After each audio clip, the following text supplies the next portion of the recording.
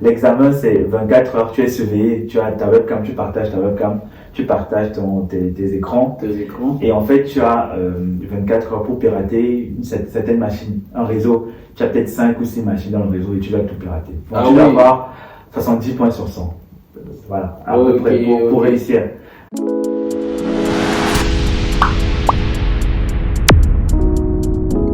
Êtes-vous sûr que votre application web ou mobile il est sécurisé? Êtes-vous sûr que personne ne peut accéder à des données sensibles de votre entreprise? Dans cette nouvelle vidéo, nous allons parler de la sécurité offensive. Nous allons parler des tests d'intrusion. Pourquoi cette vidéo? Parce que je trouve quand même que ce côté de la sécurité est tellement important qu'il ne faudrait pas du tout jouer avec. Donc dans cette nouvelle vidéo, Jude, qui est un consultant dans tout ce qui a rapport à la sécurité offensive, va nous partager un peu son parcours dans ce domaine-là. Qu'est-ce qui l'a amené à s'introduire dans ce domaine de la sécurité offensive? Comment au fait il réalise des tests d'intrusion? Et aussi restez jusqu'à la fin de la vidéo parce que j'ai une très bonne nouvelle pour vous avec Jude. N'hésitez pas en commentaire à me dire ce que vous avez pensé de la vidéo. Si vous voulez revoir Jude dans une nouvelle vidéo pour nous parler encore de son parcours, mais cette fois-ci dans le freelancing, n'hésitez pas en commentaire à me dire cela. Donc je vous donne rendez-vous sur la seconde partie où on va parler avec Jude. C'est parti. Alors bonjour Jude, bienvenue sur Jeux-Lab. Alors bienvenue sur cette première partie d'une grosse interview que j'aurai à faire avec toi. Donc aujourd'hui sur Jeux-Lab, on te reçoit pour parler déjà de ton parcours. C'est qui Jude? Et au fur et à mesure, je vais poser des questions. Donc la première question que j'ai à poser pour toi, c'est qui Jude? C'est qui Jude? Déjà, bonjour à toi. Merci du coup pour cette interview. Donc c'est un plaisir pour moi. Maintenant, répondre à la question, c'est qui Jude? Du coup, je m'appelle Jude Lévy Kamodibachou, originaire du Cameroun. Donc cette année, j'aurai 28 ans. Donc, qu'est-ce que je fais comme profession? Je suis ingénieur développeur de formation, ingénieur développeur et génie informatique, voilà, globalement. Et maintenant, dans ma profession, je suis hacker éthique. Hacker éthique et ce que j'appelle aussi consultant en test de pénétration. On dit souvent pen test. D'accord. Donc, et à l'intérieur, on va dire, j'ai un CDI, je suis salarié en tant que consultant pentester dans une boîte du coin. Donc, où justement, à peu près depuis c'est ma 5e année cette année, je suis consultant pentester. Donc, et à côté, en freelance, justement, je suis intervenant, je donne des cours de tests d'intrusion ou des cours de sécurité dans des écoles en master. Donc, globalement... Parfait. Mais pourquoi tu as commencé parce que tu as parlé de développeur logiciel, après tu as parlé de testeur, donc test d'inclusion et tout. Pourquoi tu as commencé déjà par le développement? Qu'est-ce qui t'a amené vers le développement d'application? Qu'est-ce qui m'a amené dans le développement d'application? Très bonne question. En fait, on va dire que je suis un passionné d'informatique depuis jeune. Quand j'étais tout petit, je pense que je jouais beaucoup. Mais à un moment donné, je me suis commencé à me lasser en fait. Et je voulais savoir comment est-ce qu'on faisait les jeux vidéo. Donc, en regardant sur Internet, je me suis rendu compte qu'il faut programmer. Et du coup, je suis allé, je voulais faire mon premier Mario. Voilà, premier Mario. C'est Mario à l'époque, surtout au Cameroun, ça chauffait énormément. Mario avec sur les petites DS là, et même sur les PC. Et du coup, j'ai commencé à me documenter, à m'orienter sur Google. Et justement, je me suis rendu compte que Mario, pour faire Mario, il faut un développeur, il faut un graphiste, il faut la musique, il faut tellement de choses. Bon, ça m'a découragé un peu, mais je me suis dit, bon, commençons quand même la programmation, on ne sait jamais. Je vais trouver entre-temps des développeurs, des graphistes ou bien d'autres gars pour le jeu. Et du coup, j'ai commencé le C, peut-être en 3e, 4e. Et justement, mon frère qui était en France, qui était ici, a vu que j'étais intéressé, du coup m'a envoyé son ancien PC. Et du coup, ça a été quand même un propulseur. Parce que maintenant, j'avais mon PC à moi pour travailler. Du coup, j'ai commencé à apprendre le C. À l'époque, il y avait Machine Nebra là. On a développé en C. Voilà, Mathieu Nebra. Je vois. Du coup, j'ai pas mal appris comme ça. Parfait. Mais c'est un truc très intéressant ce que tu es en train de dire, parce que tu sais, il y a des personnes dans la communauté qui ont commencé par la programmation, mais après qui ont abandonné. Parce que vous voyez, ils sont confrontés à des difficultés, le code ne marche pas et tout, donc voilà, ils ont abandonné. Qu'est-ce qui t'a fait, toi, tenir déjà dans ce truc de développement là d'abord? Tenir, je pense que c'était la curiosité. En fait, c'est vrai que c'est pas évident, mais c'est vraiment pas évident. Hein, mais je pense que curiosité, patience. C'est-à-dire, j'ai toujours aimé les challenges. J'étais pas con à l'école, mais je pense qu'en troisième, enfin en sixième, cinquième, j'étais parmi les premiers. Mais après, il y avait l'impression qu'il y a plus de challenge. Du coup, je me contentais juste d'avoir 10, 12. Et après, je rentre rapidement vers mon PC, travailler mes trucs. Et comment dire, c'est vraiment parce que j'aimais les challenges et j'aimais ce que je faisais. C'est-à-dire, il faut trouver un amour ou un objectif derrière. Si tu fais ça par rapport à la mode, ça sert à rien. Enfin, il faut trouver quelque chose. Exactement. Non, mais c'est exactement ce que j'ai l'habitude de dire. Effectivement, il le confirme, c'est que c'est important d'être quand même passionné. Déjà aimer le challenge et quand même, au fur et à mesure que tu résous les problèmes, ça te permet de te booster en réalité. Bon, on continue un peu sur ton parcours. Tu as fait du développement, la programmation, tu as parlé du C, mais qu'est-ce qui t'a amené à switcher un peu vers la sécurité? Justement, c'est un long parcours. Voilà. En fait, justement, je commence à utiliser, pour ceux qui ont fait un peu de C++, il y a une bibliothèque qui s'appelle Qt Creator, qui permet de créer des fenêtres. Et du coup, je vais faire les petits logiciels. J'ai abandonné l'idée de faire le jeu vidéo parce que finalement, c'est gros. Alors qu'à la base, j'avais même commencé à faire du Blender pour faire des trucs 3D. Mais finalement, j'ai abandonné. Je me suis concentré sur du C++. J'ai commencé à faire une calculatrice en C++, C et C++. Et on va dire avec Terminal, je me suis rendu compte en fait que le développement c'est vaste, il y a le web et tout. Mais voilà, j'ai fait un peu, je tâtais un peu, j'ai même touché le monde Linux et tout. Et je me suis rendu compte que je suis vraiment curieux et que j'aime ça. J'ai essayé de toucher un peu les bases de données, le PHP justement. Et du coup, j'ai discuté justement avec mon frère qui était déjà ici, en fait en terminale. Moi je lui ai dit en fait que vos trucs de prépa là, moi ça m'arrange pas. Je vais directement faire informatique. Du coup j'ai fait les recherches un peu au Cameroun et j'ai vu qu'il y avait une école à IAI. Institut africain d'informatique, qui est une très bonne, on va dire c'est une très bonne école, surtout quand tu veux t'internationaliser après. Donc du coup j'ai fait mes 3 années là-bas pour avoir une licence professionnelle. Et franchement, c'était facile parce que tout ce qu'on faisait là-bas, c'est ce que je faisais depuis mes 3 ans. Voilà. Et du coup, c'était... Je vois ce que tu dis. Et du coup, voilà, maintenant, comment j'ai fait? Et en fait, je fais, du coup, première année, en fait, j'ai fait une spécialité système et réseau à l'IAI, Institut africain d'informatique. Au Cameroun, c'est une des écoles, on va dire, phare d'informatique. D'accord. Et du coup, franchement, la plupart des matières, ça allait. Maintenant, en dernière année... je savais déjà que j'allais venir ici en fait quand je suis en école d'ingénieur, mais je ne savais pas exactement quel domaine. Ce qui s'est passé, c'est qu'en fait, j'ai discuté avec un ami qui était déjà ici, avec qui j'ai fait l'école primaire. Et il m'a parlé de ce que, lui il est dans la cybersécurité, et en fait qu'il apprend via les CTF. Du coup, il a dit c'est quoi un CTF? Et après, il m'a parlé d'une plateforme qui s'appelle RootMe. Je me suis dit, mais c'est quoi RootMe? Il m'a dit, il gagne des points, il fait ceci. Je suis allé me documenter. Et en fait, qu'est-ce que RootMe? RootMe, en fait, c'est une plateforme en fait, d'apprentissage de la cybersécurité offensive, mais de façon gamifiée, c'est-à-dire c'est ludique. C'est-à-dire tu as des jeux, tu as des points. Quand tu traverses une étape, tu as des points. Du coup, j'ai commencé. Et en fait, tu avais justement, on parle de programmation.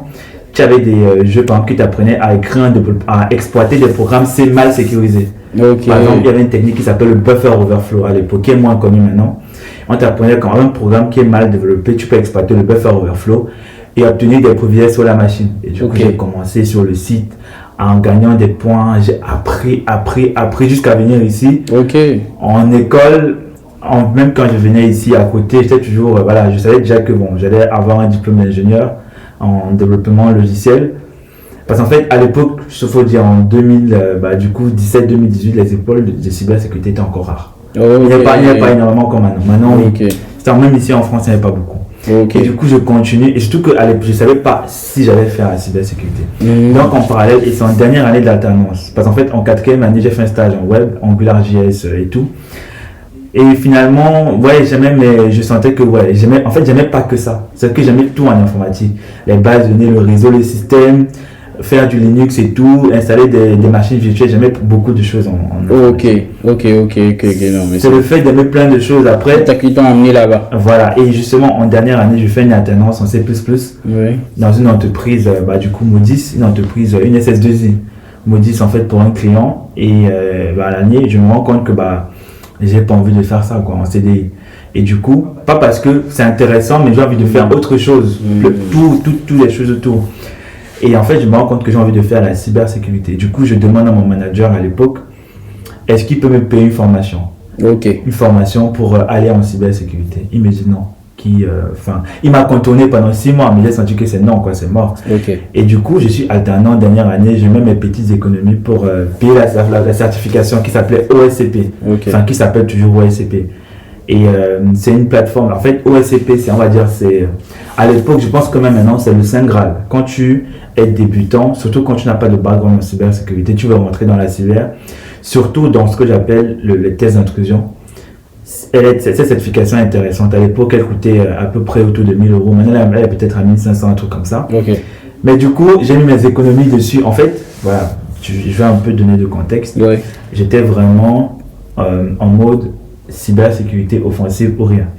Donc du coup, chez ma tante, qu'est-ce que j'ai fait? J'ai acheté un bureau, j'ai acheté mes écrans, j'ai acheté mon PC, un PC dédié pour la sécurité, un PC dédié pour passer la certification. Du coup, j'ai fait un plan. Je me suis rendu compte que la certification, elle est trop dure pour moi. J'ai passé des mini-certifications, RootMe, j'ai gagné en points avec RootMe. J'ai passé d'autres certifications sur TryHackMe qui sont des sites justement pour apprendre la cybersécurité. Mais de façon ludique, quoi, avec des jeux, c'est vraiment gamifié. Et après, j'ai passé la certification, que j'ai raté d'ailleurs. 6 mois après, oui. Parce qu'en fait, je l'ai passé à la fin d'année d'alternance. D'ailleurs, il ne faut pas oublier que l'année là, j'étais en alternance. Donc, je finissais tout seul le Covid. Mais je bossais toujours à côté chez moi quand je rentrais. Parce qu'en fait, je savais que je voulais faire la cyber. Et c'est comme ça que je rentre. Et du coup, pour terminer, en fait, je rate ma tante. À l'époque, j'étais chez ma tante. Elle me dit, j'étais démoralisé. En fait, tu mets 1 an, tu as quand même dépensé une certaine somme. Finalement, ça n'a pas marché. En fait, il faut savoir, sans faire peur aux gens. L'examen, c'est 24 heures, tu es surveillé, tu as ta webcam, tu partages ta webcam, tu partages tes écrans. Et en fait, tu as 24 heures pour pirater une certaine machine, un réseau. Tu as peut-être 5 ou 6 machines dans le réseau et tu dois tout pirater. Donc, tu dois avoir 70 points sur 100. Voilà, à peu près, pour réussir. Et j'ai raté en fait. Tu as raté ça. Mais tu as pas de sécurité intrusive, c'est ça, hein? Ça veut dire quoi, une sécurité intrusive? Je termine après, je te réponds. Et en fait, du coup, je rate ça, je déprime et franchement, j'étais mal. Parce qu'en fait, l'année là, je me suis sacrifié. Je sortais pas beaucoup, peut-être sorti 2 fois l'année là. Je sortais pas beaucoup. J'étais vraiment concentré. Tu as dit, petit exemple, c'était le Covid, du coup, la plupart du temps, j'étais à la maison pour travailler. Je travaillais à distance, donc je finissais à 18h, je fais mon PC du boulot, j'ouvre mon PC de mon projet de cyber, et je travaille jusqu'à peut-être minuit, et après je ferme, je dors, je me lève à 6h, je travaille un peu pareil, j'enchaînais comme ça. Et du coup, quand je rate, ma tante, franchement, elle me dit, elle m'a quand même consolé. Et quand j'arrive, on va dire 2 semaines après, je me dis, mais en fait, j'ai appris des choses. Même si j'ai quand même passé 6 mois actif, il faut savoir qu'en fait, tu as un laboratoire, avant de passer l'examen, tu as un laboratoire de 70 machines ou 100 à peu près, où tu essaies de hacker les machines. Donc, tu t'entraînes pendant 6 mois. Je me suis entraîné à fond. En fait, qu'est-ce que tu mets dans hacker les machines? Tu essaies de hacker les machines. Voilà. En fait, ce qui se passe, c'est que le laboratoire, en fait, tu as une entreprise, on essaie de simuler un réseau d'entreprises. Et on simule des utilisateurs qui font des choses. Et en fait, le but, c'est de compromettre toutes les machines. Maintenant, quand je dis hacker, trouver un moyen de rentrer dans le réseau informatique et de compromettre chaque machine du réseau. Je ne sais pas si c'est plus clair. Quand je dis compromettre, par exemple, ça peut être quand tu as un serveur web, comment je vais compromettre le serveur, comment je vais rentrer dans le serveur. je vais peut-être exploiter une injection SQL, voilà, qui est à la base de données, parce qu'en fait, il a mal sécurisé, par exemple, il ne nettoie pas les entrées utilisateurs. Du coup, je vais rentrer et je vais compromettre le serveur web. Une fois que c'est compromis, je récupère ce qu'on appelle le flag. C'est vraiment un peu gamifié.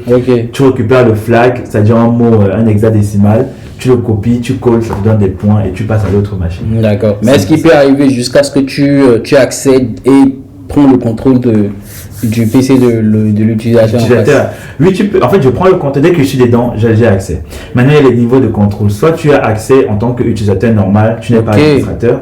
Soit tu passes administrateur et là, tu as les full pouvoirs. Mais déjà, utilisateur normal, je peux éteindre le PC, je peux voler des données. En fait, j'ai accès avec les privilèges du service web.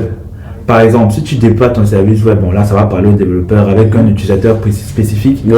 Si je compromets l'application, le serveur via l'application, j'aurai les droits attribués à l'application. Ok, je vois ce que tu veux dire. Et, voilà, et le but, justement, c'est de passer administrateur, avoir le contrôle. Par exemple, c'est sur Linux de passer route. Je vois. Voilà, exactement. Non, mais c'est intéressant. Ça veut dire que tu as quand même vu des trucs pas trop catholiques, alors. C'est-à-dire c'est ça. avoir accès. Normalement, tu devais signer des trucs avant de pouvoir accéder avant de pouvoir faire c'est ça. Bon, ça c'est mon métier en général, c'est ce que je fais, mais comme là c'était vraiment un laboratoire, il simule, donc en général il n'y a pas de données confidentielles, c'est vraiment une simulation, voilà. Il n'y a pas de données confidentielles, mais on représente vraiment des trucs, des entreprises voilà, qui en activité. D'accord. Et du coup, voilà, pour revenir à ce que je disais, je me rends compte qu'en fait pendant les 2 semaines de pause, que je peux postuler en fait, que je peux mettre mes compétences en avant et dire en fait ma certification je mets en cours, même si j'ai pas. Parce que je me suis dit je vais retenter plus tard. Et j'ai fait ça quelques jours après, les 2 semaines après, je trouve le travail quoi. Sans que le. Voilà. Et justement, en fait, il me pose des questions, il se rend compte que techniquement. Tu es bon, mais bon, diplôme, même si j'ai pas. Voilà, et techniquement je suis bon et tout, je réponds à toutes les questions. Et il me fait passer un test technique où justement, il te fait pareil, les tests techniques, il veut voir si tu peux entrer dans une machine. En fait, c'est ça notre métier en fait. Et il va que j'arrive à rentrer dans la machine, j'arrive à avoir les droits. Et pourquoi j'arrive d'ailleurs, petit aparté, parce que quand je me suis posé, on va dire 1 mois à peu près, j'ai bossé sur 2 ou 3 machines. Et la machine dans laquelle j'ai bossé, c'est comme des exercices de maths que tu prends sur Internet. Un exercice peut venir au bac, à l'examen. Et la machine, l'une des rares machines que je travaille, c'est elle qui vient au test technique. Et du coup, c'est tellement facile. En plus des questions, il a vu que j'avais tout validé. Il me donne un truc que j'ai fait il y a quelques jours. Et là, j'ai pris le contrôle et là, j'ai eu le job. Et 2 mois après, je passe la certification. Donc, c'est ça mon entrée. D'accord. Du coup, comment on peut définir alors la notion de test d'intrusion, comme tu l'as dit? Test d'intrusion, en fait, je vais essayer pour ceux qui sont intéressés par la cybersécurité, de mettre des mots. En fait, c'est grand. Hein. La cybersécurité, c'est comme dire que je suis ingénieur informaticien, mais que je suis développeur. Il y a plein de choses à l'intérieur. En fait, la cybersécurité maintenant, il y a plusieurs types de métiers. Il y a les métiers non techniques, il y a les métiers techniques. Dans les non techniques, il y a le management de projet cybersécurité. Il y a ce qu'on appelle la gouvernance, risque et conformité, c'est-à-dire on accompagne les entreprises à être conformes aux normes de sécurité. Tu as aussi ce qu'on appelle être ingénieur sécurité. Voilà, ça commence à rentrer dans la technique, mais en fait, tu vas faire des choses pour sécuriser. Voilà, tu vas mettre en place des choses pour sécuriser l'environnement. D'accord. Maintenant, dans les trucs vraiment techniques, on peut aussi mettre ingénieur en sécurité, pas seulement hybride. Mais on va mettre encore administrateur sécurité réseau dans la partie. Moi, je ne sais pas encore dans technique, tu as encore 2 sous-catégories. La défense. Ingénieur sécurité, administrateur sécurité, réseau, ils font la défense. C'est ce qu'on appelle le SOC. Le SOC et le forensique. Le SOC, c'est ce qui surveille 24 heures sur 24 la sécurité d'une entreprise. Via des logiciels de logging, ils récupèrent tous les logs et tout ce qui se passe. Ça, c'est vraiment le SOC. Et tu as ce qu'on appelle la forensique. Quand il y a une attaque, c'est comme le médecin légiste. Quand il y a une attaque ou un mort, on va dire une compromission, ils essaient de mettre en place, de récupérer tous les artefacts, récupérer les traces et essayer en fait de tracer l'activité de l'attaquant. Ça, c'est la partie défense. Maintenant, dans la partie offensive, il y a les tests d'intrusion, il y a l'audit de code il y a ce qu'on appelle le reverse engineering. Ok. En gros, ma montre ici par exemple, Ouais. il y a un OS à l'intérieur. Un hacker, qu'est-ce qu'il va faire? Il va récupérer, il va essayer de comment je peux dire, de copier l'OS à l'intérieur. Il va brancher la montre, il va copier l'OS à l'intérieur. Il va essayer de voler les données au maximum. Les objets connectés par exemple. Ça on appelle le reverse engineering. Ça peut être soit hardware, reverse engineer hardware, matériel sur les montres ou logiciel. Par exemple, tu prends un logiciel, il va craquer. Ceux qui craquent les applications là, ils font du reverse engineering. Ok. C'est ça. Et moi justement, dans ma branche qui sont les tests d'intrusion, je fais des tests d'intrusion d'applications, tests d'intrusion réseau, d'entreprise. Qu'est-ce que je fais de tests d'intrusion de mobile, d'applications mobiles aussi.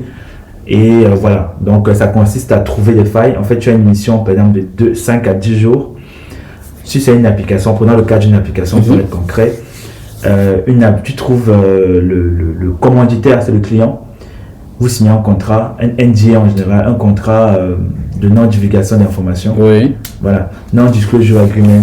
Et en gros, tu vas maintenant, vous définissez le scope, c'est-à-dire ce que vous devez faire, ce que vous ne devez pas faire, ou quelle URL, etc. Il ne vous donne plus les informations.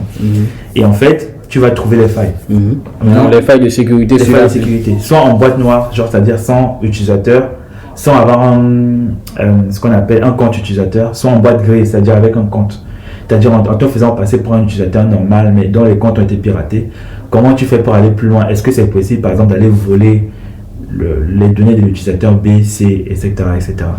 Et à la fin, tu fais un rapport. En général, c'est à la fin, les derniers jours, tu fais un rapport avec les failles de sécurité et les recommandations. Non, c'est ça. Non, mais c'est super intéressant ce que tu entends dire. Et on ne se rend pas compte, mais la sécurité est vraiment un truc important parce que qu'on rencontre actuellement où on nous appelle de n'importe où et on ne sait pas c'est qui. On ne sait pas où ils ont pris nos données, tu vois, c'est des trucs comme ça qu'on rencontre quand même. Ça arrive de plus en plus, surtout que, parlons d'appels. C'est un domaine de plus en plus complexe parce que qu'est-ce qui se passe? Comment les gens ils font pour avoir vos numéros? Il y a deux façons. Soit les entreprises se font pirater, ça c'est ce qui me concerne. Les entreprises qui se font pirater, soit il y a des entreprises qui vendent nos données. C'est un autre sujet. Oui, ça c'est un autre sujet. Prenons le sujet qui me concerne, on va dire les entreprises se font pirater. Par exemple, c'était qui s'est fait pirater récemment? C'était Conforama. Je pense que c'était Conforama, mais récemment il y a le piratage de Conforama. Et en fait, ce qui se passe, c'est que quand Conforama, c'était Conforama ou Boulanger je crois. Quand Boulanger se fait pirater, les attaquants ont accès à la base de données. Du coup, ils récupèrent, s'ils peuvent, ça dépend du niveau de piratage, mais s'ils ont réussi à avoir accès à la base de données, qu'est-ce qu'ils font? Du coup, ils récupèrent les adresses mail, parce qu'en fait, ils se revendent sur le dark web. Ils récupèrent les numéros de téléphone, et maintenant, il y a des gens qui nous appellent et tout. Et c'est vrai que maintenant, en général, pour éclaircir un peu le sujet, ceux qui achètent les numéros de téléphone en général n'ont pas forcément des compétences techniques en cybersécurité. Ils vont par exemple acheter les numéros de téléphone. C'est plus des gens qui font ce qu'on appelle de la manipulation psychologique. C'est-à-dire, une fois qu'ils ont les numéros de téléphone, ils vont appeler et voilà, par exemple, il y a l'affaire avec Brad Pitt, la femme qui croyait que c'était... Oui, cette histoire-là. Des gens, alors que des gens, ils avaient juste modifié les photos, ils ont mis la photo, la tête de Brad Pitt sur plusieurs photos. Et elle a cru, c'est juste des gens qui font la manipulation psychologique. Et en fait, chez nous, on appelle ça du social engineering. C'est-à-dire, tu apprends justement à connaître justement les personnes avec qui tu vas interagir et comment les manipuler pour obtenir ce que tu veux. Compte de passe, carte, compte de crédit, etc. Et qui n'est pas forcément mon métier. Mon métier, c'est vraiment avoir un contrat avec un client. C'est très important. Sans contrat, c'est illégal. Sans contrat, c'est illégal. Non, mais venons sur ton métier, par exemple. C'est quoi une journée typique? Par exemple, demain lundi, voilà, c'est quoi? Qu'est-ce que tu fais? Si je reviens à ce que je disais, par exemple, on va dire dans le cadre, en fait, laissons le côté freelance. Dans le cadre d'une mission, dans l'entreprise, je suis salarié. On va me dire, par exemple, Jude, tu as peut-être, on a signé avec un client, par exemple, ça peut être une banque, ça peut être une start-up. Et en fait, prenons le cas d'une start-up, elle veut que tu audites l'application. Pourquoi pour les start-up? Parce que parfois les start-up, avant de lever les fonds, on leur demande en fait les cahiers de sécurité qui prouvent que l'application est sécurisée. Et du coup, j'ai déjà eu affaire à ça, mais plutôt en freelance, mais restant sur le côté salarié. On va me dire 2 semaines, par exemple. Tu as 2 semaines pour faire ça. En fait, il faut savoir qu'une journée de... Ouais, 2 semaines pour faire quoi? Pour auditer l'application. Okay. 2 semaines pour auditer et fournir un rapport. Ok. Voilà. Et voilà, en général, c'est pas plus de 2 semaines parce qu'en fait, ça coûte cher. Une journée, en général, c'est très cher. C'est vraiment très cher de payer justement les honoraires. Tu peux donner une fourchette. Voilà, une fourchette. Oui.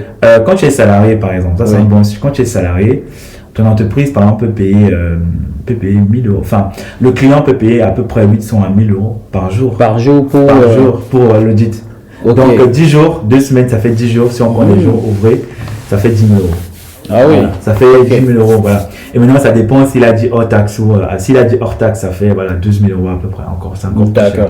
Donc hors taxe, en TVA, en TTC, ça fait 12 000 euros. D'accord. Donc 12 000 euros pour 10 jours de travail, c'est énorme. C'est énorme. C'est une entreprise, franchement. Et surtout, voilà, c'est vrai qu'on va revenir dessus sur si ça gagne ou pas. Mais pour revenir à la journée type. Oui. Du coup, le lundi, en général, je vais faire ce qu'on appelle un kick-off, c'est-à-dire la réunion de présentation. Le client va me présenter l'application, comment ça marche et tout. Il va me dire où je peux aller ou pas. Il va me dire si je fais du boîte noire, c'est-à-dire sans compte, ou boîte grise avec un compte pour me connecter et aller plus loin dans les tests. Ça, c'est le premier jour, en fait. On établit, en fait, le scope, ce qu'on appelle le scope, justement, les règles, tout ce qu'il faut. Et voilà. Une fois que c'est fait, je commence justement à travailler, à chercher les failles de sécurité. J'ai pas envie de rentrer dans les détails techniques, mais en gros, c'est ça. Oui. Voilà, et maintenant... Non, tu commences pas, tu as parlé de accès sans avoir un compte et accès avec un compte. C'est ça. Sans un compte, qu'est-ce que tu fais? Qu'est-ce que j'ai fait sans un compte, qu'est-ce que je fais du coup, on va dire qu'il est déjà peut-être 10 heures, on a déjà fait la réunion avec le client. Sans un compte, en fait, on va faire ce qu'on appelle, en fait, dans les audits de sécurité, les tests de pénétration, plus précisément, il y a ce qu'on appelle une méthodologie, en fait, de tests d'intrusion. D'ailleurs, pour ceux que ça intéresse, justement, dans la formation, on va en reparler. Oui, on va en parler. Donc, il y a ce qu'on appelle la méthodologie, en fait, des tests d'intrusion. Et dans la méthodologie, avant de rentrer, quand tu fais du boîte noire, tu fais de la reconnaissance. C'est-à-dire, tu essaies de connaître déjà l'adresse IP, si ce n'est pas donné, si on te donne, ça va, de connaître les technologies utilisées par l'attaquant, par l'application. Oui. Par exemple, si c'est du Java, quelles sont les vulnérabilités associées au Java? C'est du JavaScript, etc. C'est du PHP. Et maintenant, en fonction de ça, tu fais de la reconnaissance. Tu vas établir, par exemple, est-ce qu'il y a un pare-feu derrière ou pas? Est-ce qu'il y a un pare-feu applicatif, un WAF? S'il n'y a pas de WAF, qu'est-ce qui est possible de faire? L'application, elle est lourde, c'est une grosse application, c'est une petite application. Est-ce qu'il y a un framework React? En fonction de ça, c'est que si un framework React, il y a moins de chances d'avoir des XSS. Parce que le framework React, en général, élimine ça. Sauf si c'est possible d'avoir des XSS, sauf si le gars est utilisé pour les développeurs vont savoir ce que je dis. Le HTML spécial char, là, qui permet justement de forcer l'utilisation du JavaScript. Et là, justement, il passe. XSS peut passer, mais en l'occurrence, la plupart du temps, quand j'utilise un framework comme React.js, si c'est que les XSS n'y aura pas. Donc, en fonction de ce que les technologies, je peux déjà m'attendre à certaines failles ou pas. D'accord. Donc, ça, c'est ça la reconnaissance. Ok, non, mais c'est intéressant parce qu'en fait, j'ai eu ce cas-là sur une application que j'ai développée. En fait, le mec, il a pris l'application et il était sur une interface, il devait se connecter. Il a mis son mail et il a mis un faux mot de passe. Il a entré, c'est pas passé. Il a entré, il a forcé, c'est passé. C'est-à-dire, au fait, il a pu accéder à l'application, mais malgré que le mot de passe était... Donc, il m'a montré une faille comme ça de sécurité, j'ai pris peur. Donc, voilà. Et c'est aussi intéressant ce que tu dis, parce qu'actuellement, plusieurs personnes suivent le parcours. Actuellement, on est en train de développer une application d'envoi de colis en Afrique, là. Et c'est une application qui va résoudre un réel problème. Mais bon, comme tu le sais, on a du mal à envoyer les colis et tout. Donc, cette application va résoudre ce problème. Mais c'est surtout aussi pour ça que je tenais quand même à faire cette interview et à proposer cette formation avec toi, parce que il ne faudrait pas qu'on ait des comment on appelle, des trucs auxquels on n'a pas pensé. Et ça va permettre à toi de nous montrer vraiment les failles de notre application d'envoi de colis. Et revenons rapidement sur ce que tu es en train de dire. Par exemple, si on prend le cas typique de cette application qu'on est en train de développer, si tu devais commencer par un premier test, tu seras tenté de faire quoi sur l'application? Sachant bien que sur l'application, il y a des users, il y a des numéros de téléphone, il y a des mails, il y a de l'argent parce que les gens peuvent envoyer de l'argent, recevoir leur argent et tout. Exactement, c'est un bon sujet, surtout que c'est une application qui dit argent, dit sensible quoi. Et en plus, avant de rentrer dans le vif du sujet, notons que de plus en plus justement, une application justement pour avoir les investissements, avoir un cahier qui prouve que l'application est auditée et que niveau sécurité c'est safe, c'est sécurisé, ça encourage les investisseurs. Donc ça c'est déjà un bon point de vouloir sécuriser. D'accord. Et maintenant, si justement il y a des transactions monétaires, encore plus, parce qu'en fait il y a les normes bancaires, etc. en termes de sécurité. Oui. Mais maintenant, quel conseil je peux donner? C'est ça la question. Quel conseil? Comment tu testes la première chose auquel tu penses si tu veux tester l'application? Si je testais l'application. Par rapport, en fait, je regarde ce qu'on appelle les points d'entrée. Ce que je fais dans la reconnaissance, on parlait de la méthodologie, dans la partie reconnaissance. En fait, après avoir identifié les technologies, j'identifie les points d'entrée. Les points d'entrée, c'est tout ce que l'utilisateur peut utiliser pour interagir avec le produit. Ça peut être l'input, ça peut être l'URL. C'est un point d'entrée. Pour avoir tout ce que tu tapes, interprété par le serveur. Et comme on dit chez nous, chez nous, MDA, comme on dit en cybersécurité, ne faites jamais confiance à ce que l'utilisateur entre. Ça peut être l'URL. C'est pas juste l'input, c'est vraiment tout. Ça peut être la message box, ça tout le monde connaît, l'input, le password, ça peut être l'URL, ça peut même être le header. Nous en sécurité, on pousse, on dit ne faites jamais confiance à ce qui vient du côté client. Côté client, le navigateur, on a un logiciel qui s'appelle Burr, qui permet de se mettre entre le navigateur et le serveur. Donc, tout ce que le navigateur envoie, je peux modifier. Donc voilà, et du coup, si je peux tout modifier, ça veut dire que je peux tout tester. Non mais c'est grave, je comprends ce que tu dis. Mais franchement, on n'y pense pas. Quand on code nos applis, c'est vrai, on est un peu dans la sécurité, on vérifie le mot de passe, on encrypte les choses. Mais ça va au-delà de ça. C'est ce que tu es en train de. C'est vrai. C'est ce que tu es en train de dire. C'est vrai. Surtout que, en fait, ce que tu dis, c'est très important. En fait, je disais récemment, quand on est développeur, même si on est senior et tout, c'est très bien. En fait, on est expert dans notre domaine.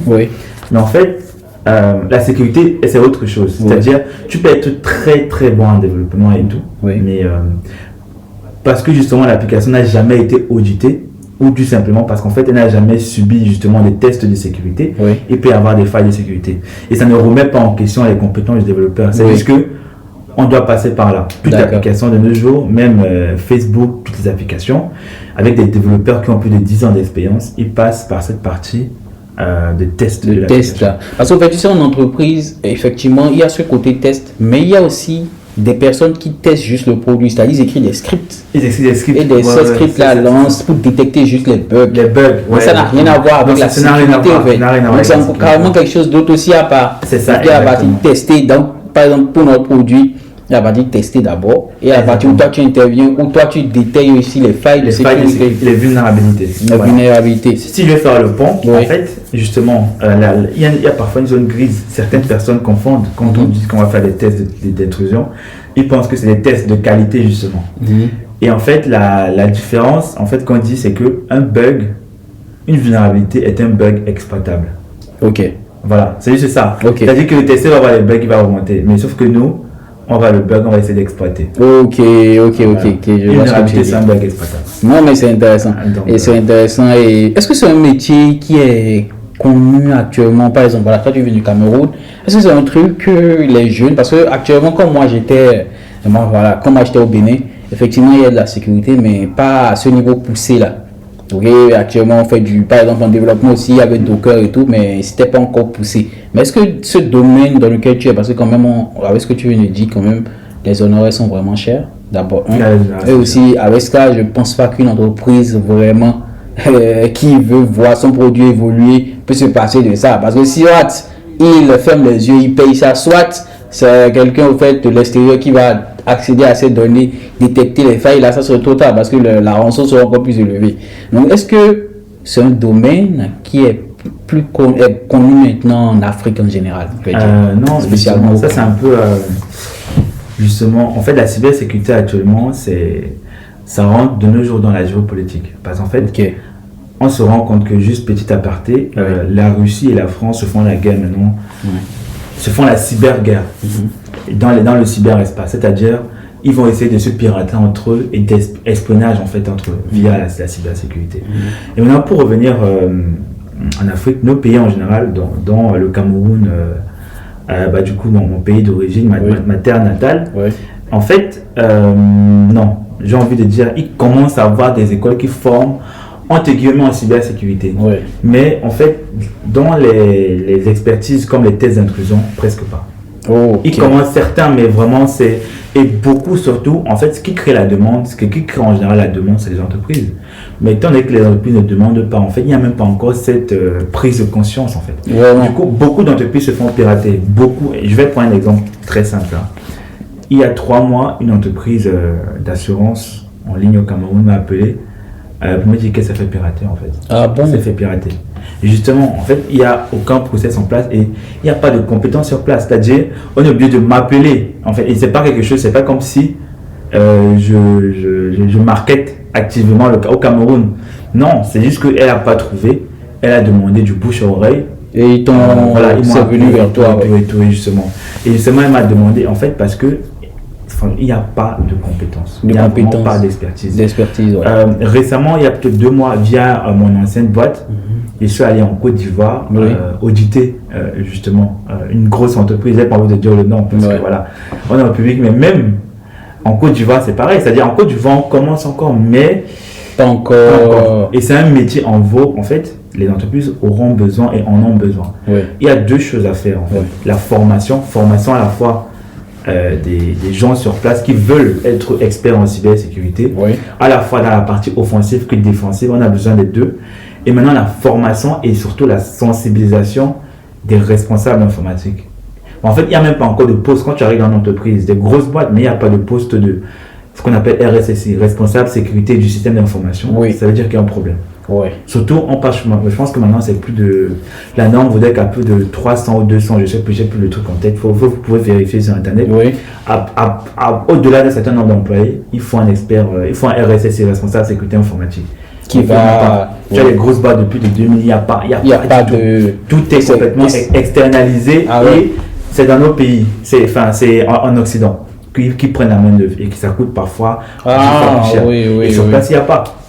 Non, mais il y a vraiment besoin de c'est ça en fait, parce que en fait on ne se rend pas compte qu'on est en danger à partir du moment où ça ne nous arrive pas. Mais quand ça t'arrive et maintenant l'entreprise, on lui demande une rançon de milliards et tout, c'est là maintenant ils se rendent compte mais c'est grave. Beaucoup d'entreprises se font pirater, même les banques. Même les banques et tout. Ils ne disent pas, ils ne communiquent pas alors que c'est interdit normalement. C'est ça.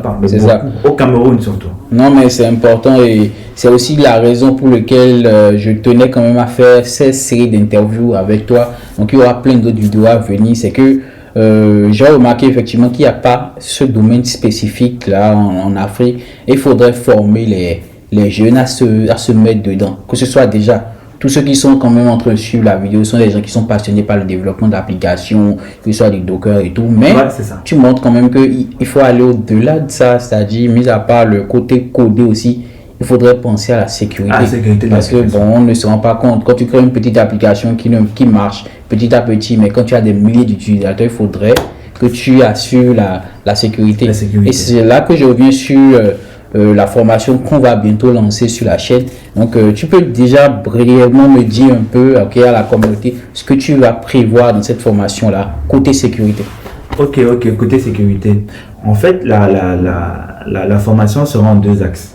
C'est-à-dire il y aura un axe pour ceux que ça intéresse vraiment, qui veulent être pentester ou bien qui veulent avoir justement cette compétence là à comment devenir pentester justement, comment justement hacker, trouver des failles, etc. Donc de très très bonnes bases qui vous permettront justement de commencer déjà, de pouvoir faire certaines choses. Maintenant, il y a le deuxième axe, ceux qui ne sont pas forcément intéressés par les tests d'intrusion, mais au moins savoir comment faire un scan de vulnérabilité, ça peut intéresser les gens, ou bien comment former ce qu'on appelle le développement sécurisé, c'est-à-dire en PHP par exemple, pourquoi utiliser Trim, pourquoi par exemple sécuriser les cookies, pourquoi rajouter du HTTP only par exemple, pour éviter les attaques de type XSS, comment manipuler par exemple le CSP, le Content Security Policy, pour diminuer par exemple les attaques XSS ce genre de règles en fait, ou qu'est-ce que le WAP Store dit. En fait, OWASP par exemple, c'est une norme, c'est une référence, c'est un référentiel, on va dire, international qui présente en fait les 10 vulnérabilités les plus connues. Et maintenant, se baser sur les 10 vulnérabilités les plus connues et faire le miroir avec son application pour voir si elle est potentiellement piratable ou pas, en fonction des... Voilà. Essayer de voir et se former au développement sécurisé. D'accord. Est-ce qu'il y aura des critères importants quand même pour pouvoir accéder à la formation? À la formation, pour l'axe sur les tests d'intrusion, justement, pour ceux qui veulent faire les tests d'intrusion, les critères, c'est d'avoir les bases en informatique, c'est-à-dire avoir déjà utilisé un système, un terminal, avoir déjà un peu utilisé Linux. Pas obligé d'être un expert, hein. D'avoir déjà un tout petit peu utilisé Linux, c'est suffisant. Base en informatique et en réseau.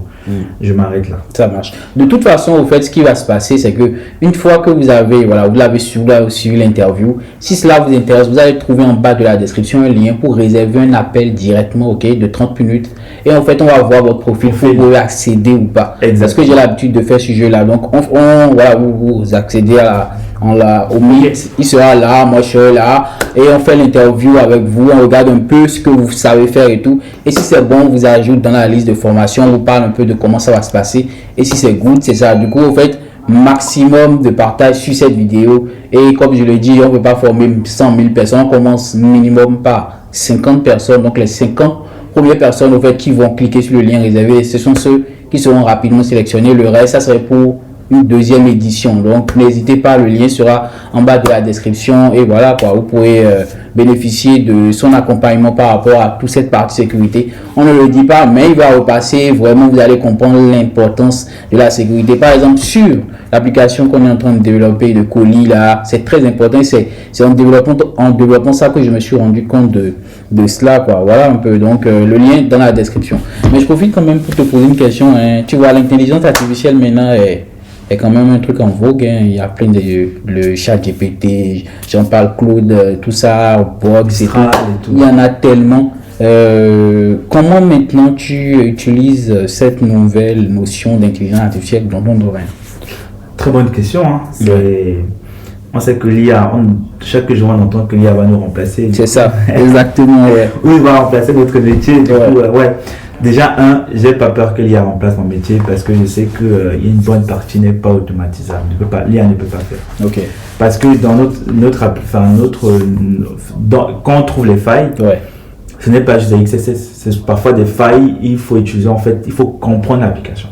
Par exemple, si je ne comprends pas que ton application fait le fait de la gestion de colis, il y a certaines failles que je ne vais jamais trouver. Voilà. Par exemple, la faille peut être que comme ça fait de la gestion de colis, comment avoir accès aux colis, au nom de colis des gens. Juste ça, c'est une faille, ou au nom des gens. En fait, je suis un utilisateur, mais j'arrive à voir ce qui se passe entre D et E. Voilà. C'est une faille. Mais l'IA aura du mal. Voilà. Il y a cette partie de compréhension qui, voilà. Du coup, j'ai pas peur. Et maintenant, pour répondre à ta question, comment ça t'aide maintenant? Comment ça m'aide? Je pense que comment ça m'aide, par exemple, parfois.